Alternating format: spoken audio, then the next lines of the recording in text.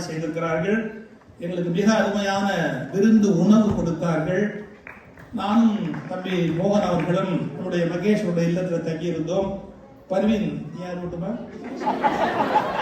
மறக்காம சொல்லிடணும், மணிலட்சுமி அவருடைய இல்லத்திலே தங்கியிருந்தார்கள். அதனால எங்களை விருந்து உபசரித்த அவர்களுக்கெல்லாம் என்னுடைய மனமார்ந்த நன்றி.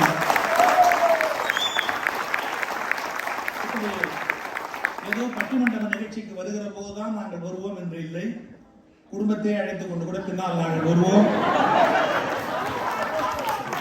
அதற்காக அட்வான்ஸ் ஏற்பாடுகளை செய்வதற்காகத்தான் இப்படி உணவு போட்டவர்கள் எல்லாம் பெயர் சொல்லி நாங்கள் நிச்சயமாக தம்பி மோகன் சுந்தரம் அவர்களை பற்றி நீங்கள் நன்கு அறிவீர்கள்.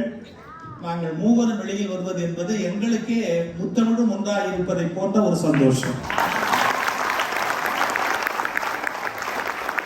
ரொம்ப மகிழ்ச்சியாக பயணம் புறப்பட்டோம், மகிழ்ச்சியாக இருக்கிறோம்.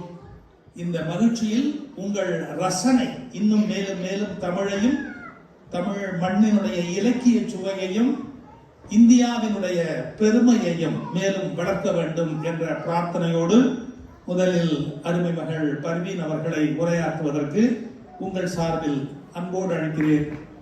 பன்மொழி புலவர் பர்வீன் சுல்தான்.